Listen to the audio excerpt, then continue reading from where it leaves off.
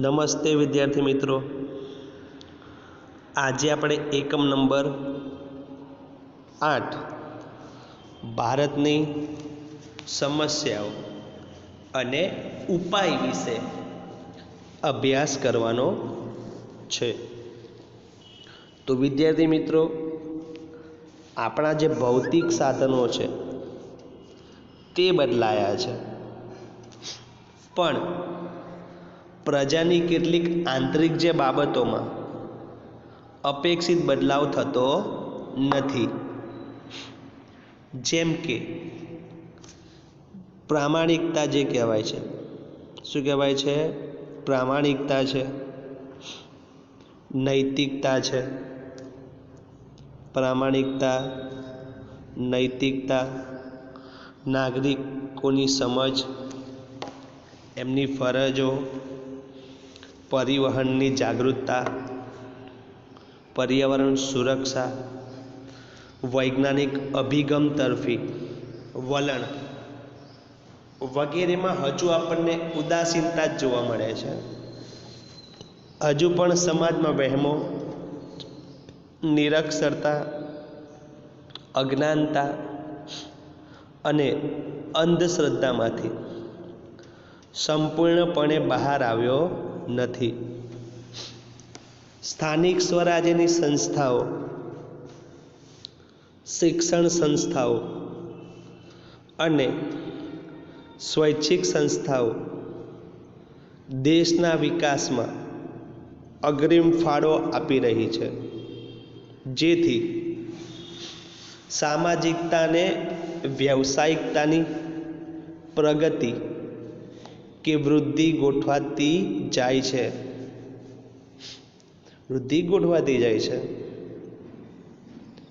જે ઘણી સારી બાબત, કઈ બાબત છે? સારી બાબત કહેવાય છે. પરંતુ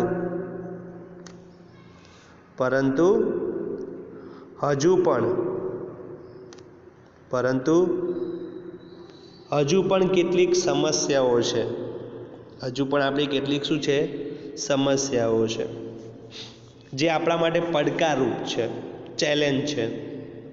ગંદકી, બેકારી, ગરીબી, નિરક્ષરતા, ત્રાસવાદ, આ બધું હજુ આપણા માટે ચિંતાનો વિષય છે, જે અંગે આપણે વિચારીએ અને તેના શું કરીએ? ઉપાયો શોધીએ, ઉપાયો કરીએ. ત્યારે જ વસુધૈવ કુટુંબકમ જે કહેવાય છે, વિશ્વ એક કુટુંબ છે, એની ભાવનાને આપણે સાકાર કરી શકીએ. પરંતુ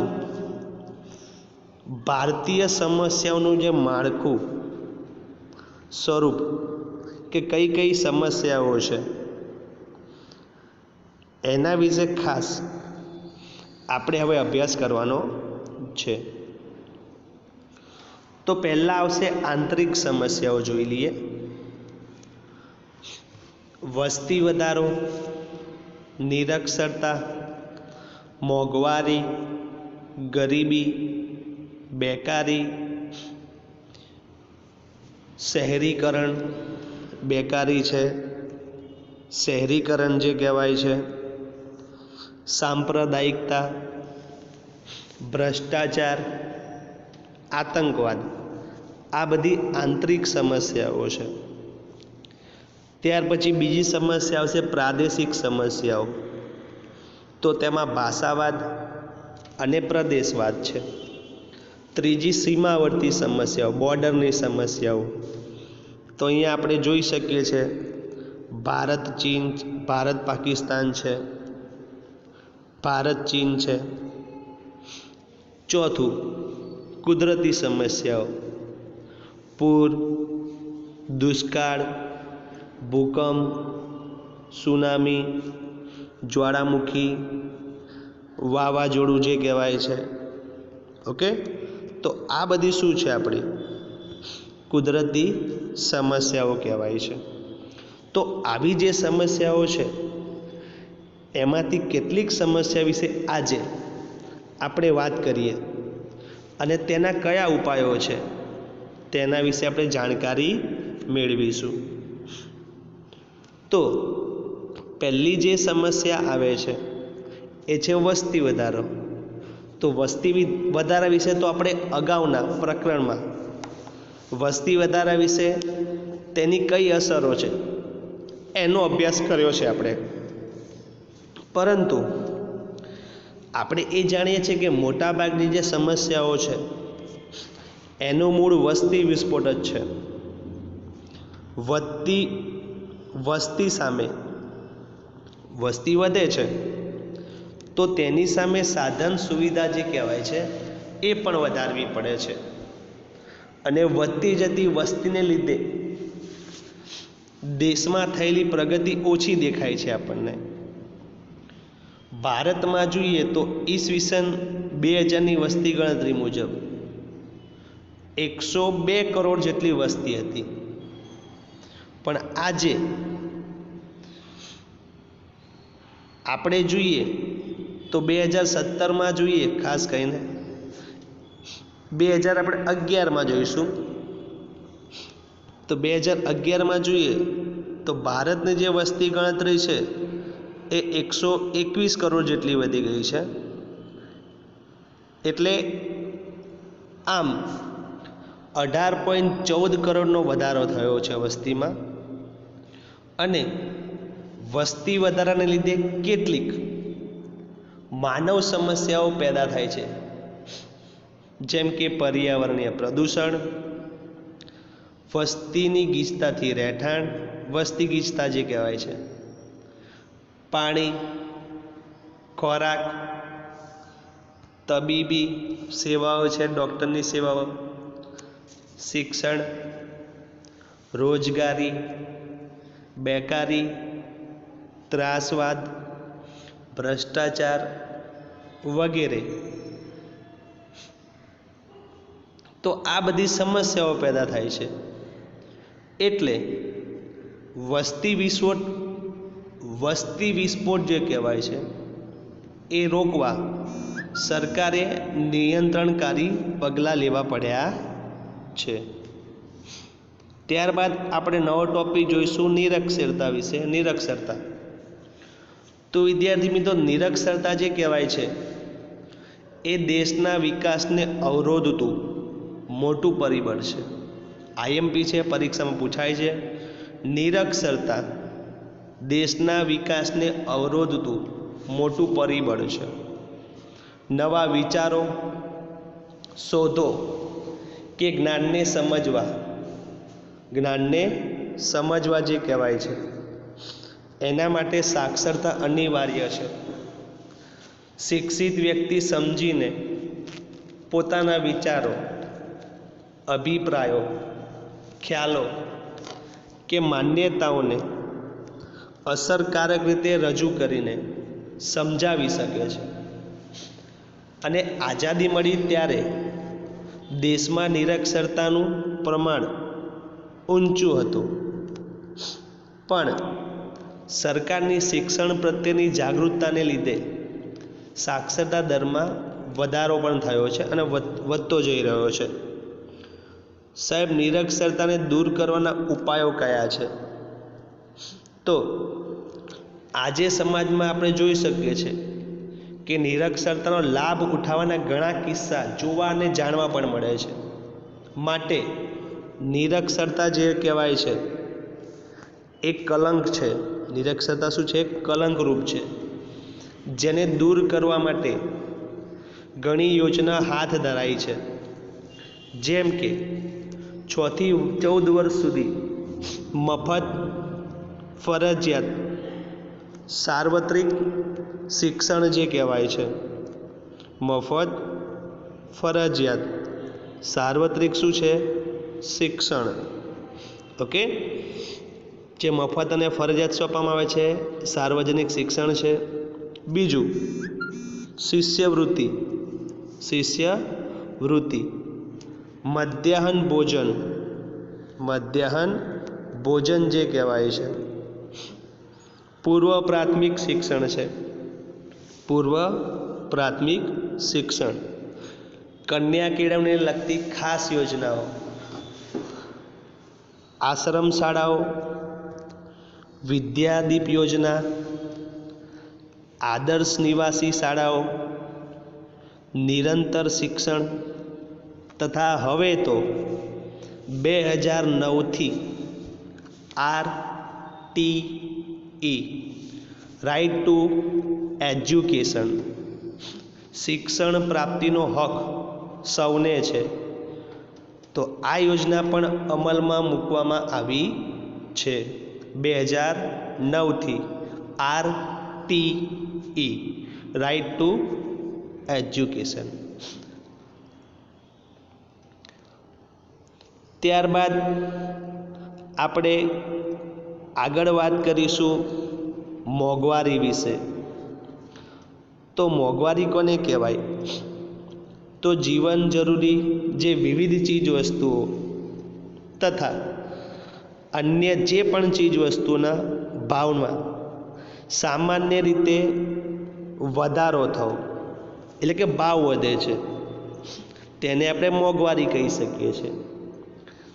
અને આપણી દૈનિક જરૂરિયાતની કેટલીક વસ્તુઓ છે એના ભાવ વધારાની વિપરીત અસર આપણા જનજીવન પર જોવા મળે છે.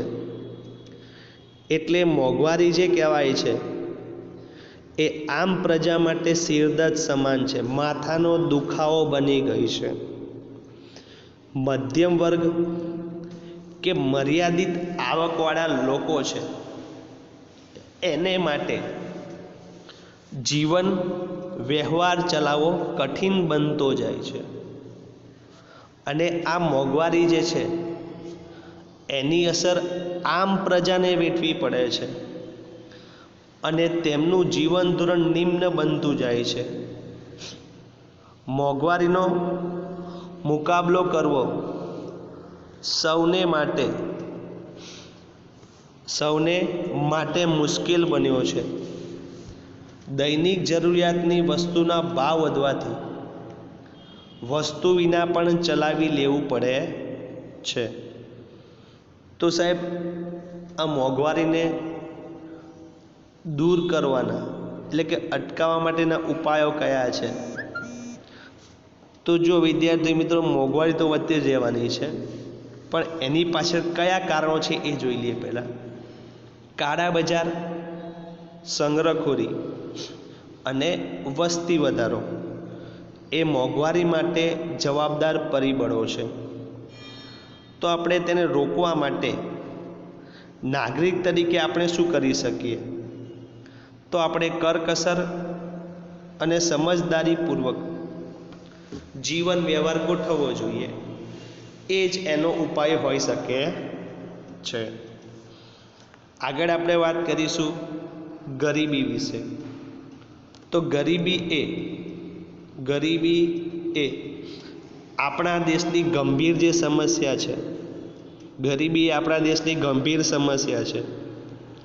દેશના મોટાભાગના લોકો જીવન ધોરણની પાયાની જે જરૂરિયાતો છે, જેવી કે રોટી, કપડાં, મકાન, રોજગાર, શિક્ષણ, આરોગ્યથી વંચિત રહેતા હોય તેવી સ્થિતિને ગરીબી કહેવાય છે.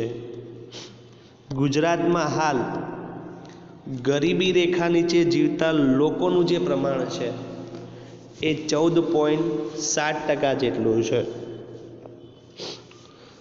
લોકોની ખરીદ શક્તિ અને આવકના ધોરણે ગરીબીનો માપદંડ રચી શકાય છે, ગરીબીનું માપન કરી શકાય છે. ભારતની પંચવર્ષીય જે યોજના કહેવાય છે, ભારતની જે પંચવર્ષીય જે યોજનાઓ છે એને કારણે શિક્ષણ, આરોગ્યની સેવાઓ મળવા લાગી છે. આ ઉપરાંત જે કહેવાય છે કે ઉદ્યોગ ધંધાઓનો વિકાસ પણ થયો છે. સાથે સાથે જે ઉદ્યોગ ધંધા છે એનો વિકાસ થયો છે અને રોજગારીની તકો મળતા ગરીબીનું પ્રમાણ પણ ઘટી રહ્યું છે. ટેકનોલોજી અને યાંત્રિક ખેતીથી લોકોની આવકમાં પણ સુધારો થયો છે. વિદ્યાર્થી મિત્રો, અહીંયા થોડી એક્સ્ટ્રા માહિતી છે. BPL. તો BPL શું છે? જેને આપણે કહે બિલો પોવર્ટી લાઇન કહે છે. તો ગરીબી રેખાની નીચે જીવતા જે લોકો છે, જેમને પોષણયુક્ત આહાર મળતો નથી, ગંદા રહેઠાણમાં વસવાટ કરવો પડતો હોય, પૂરતી તબીબી સારવાર ન મળતી હોય, જે અભણ હોય, જ્યાં બાળકોને મજૂરી કરાવાતી હોય, તો આ તમામ લોકો ગરીબી રેખા નીચે જીવતા લોકો કહી શકાય છે. BPL આપણે કહી શકીએ છીએ. આગળ આપણે વાત કરીશું ભ્રષ્ટાચાર વિશે, કે ભ્રષ્ટાચાર એટલે શું, ભ્રષ્ટાચાર કોને કહેવાય.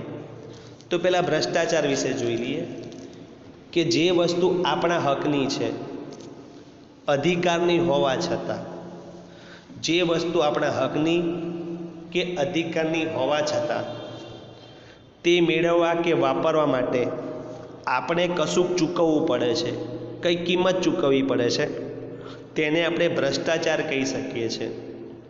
ટૂંકમાં આપણે કહીએ ભ્રષ્ટાચાર તો વ્યક્તિ સાથે બિનકાયદાકીય અનીતિભર્યો વ્યવહાર કરવો, તેને ભ્રષ્ટાચાર કહેવાય છે. ભ્રષ્ટાચારના સ્વરૂપો કયા છે? તો છેતરપિંડી, ભેટ સોગાદો લેવી જે કહેવાય છે, આપલે કરવી, લાંચ રૂશ્વત લેવી વગેરે ભ્રષ્ટાચારના સ્વરૂપો છે, જે સમગ્ર જીવનમાં વ્યાપકપણે પ્રસરી ગયા છે, ફેલાઈ ગયા છે. કેટલાક લોકો અનૈતિક અને બેજવાબદારીપૂર્વક પોતાનો જે સ્વાર્થ છે એ સાધવા માટે પોતાના પદ, સત્તા વગેરેનો ઉપયોગ કરી ભ્રષ્ટ આચરણનો આશ્રય લે છે, જે સમાજનું મોટામાં મોટું દૂષણ કહેવાય છે, કલંક કહેવાય છે, ભ્રષ્ટાચાર. તો સાહેબ, આ ભ્રષ્ટાચારની અસરો કઈ પડે છે? તો ભ્રષ્ટાચાર અને લાંચ રૂશ્વતની અસરોમાં માનવ અધિકારોનો ભંગ થાય છે, રાષ્ટ્રનો વિકાસ અવરોધાય છે, નૈતિક મૂલ્યોનો હાસ થાય છે, મજાક બને છે, મોંઘવારીને પોષણ મળે છે, કાયદા કાનૂન પ્રત્યે વિશ્વાસ ઘટે છે, સગાવાદ પોષાય છે, માનવીય વિશ્વાસ અને શ્રદ્ધા પણ ઘટે છે. તો ભ્રષ્ટાચારને દૂર કરવા માટે કયા ઉપાયો કરવા જોઈએ? તો ભ્રષ્ટાચારને, દૂષણને દૂર કરવા 1988થી ભારત સરકારે કાયદામાં જોગવાઈ કરી છે, અને 1964માં પહેલાં લાંચ રૂશ્વત વિરોધી બ્યુરોની રચના થયેલ છે, જે ભ્રષ્ટાચારની તપાસ કરે છે, નાગરિકોને આ સમસ્યાના ઉકેલ માટેનું તે માર્ગદર્શન પણ આપે છે. તો આ વાત કરીએ આપણે ભ્રષ્ટાચાર વિશે. અને જો આ વિડીયો ગમ્યો હોય તો લાઈક, શેર, સબસ્ક્રાઈબ કરવાનું ભૂલશો નહીં. આવતી વખતે આગળ વાત કરીશું. ત્યાં સુધી જય હિન્દ, જય ભારત.